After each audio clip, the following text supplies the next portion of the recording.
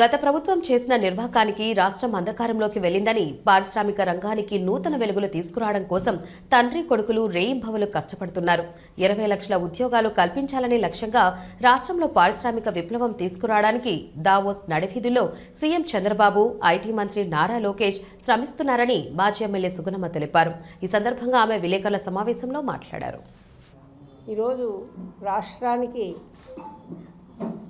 పెట్టుబడులు తీసుకురావడానికి ఆయన ముఖ్యమంత్రి అయిన దగ్గర నుంచి కూడా ఎంతో శ్రమ కోర్చి మరి చలనక రాత్రిలనక పగలనక కష్టపడుతూనే ఉన్నారు. మనం చూస్తూనే ఉన్నాం.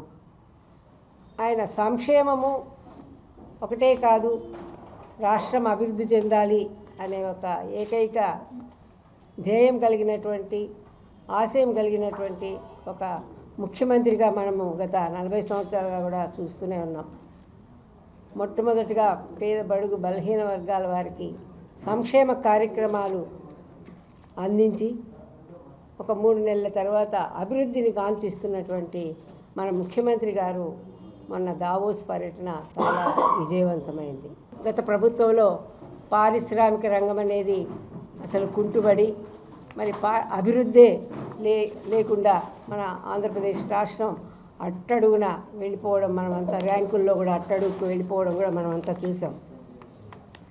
కానీ ఈరోజు మరి మనం చూసాము, దావోస్కు మన ముఖ్యమంత్రిగా చంద్రబాబు నాయుడు గారు, అదేవిధంగా విద్యామంత్రిగా ఉన్నటువంటి మన నారా లోకేష్ బాబు గారు కూడా తెలుగుదేశం పార్టీ ప్రధాన కార్యదర్శిగా కూడా నిర్వర్తిస్తూ వారి ఇరువురు కూడా వెళ్ళి అక్కడ మరి రేయింబవళ్ళు కష్టపడ్డారు. అన్ని మీటింగులకు వెళ్ళారు.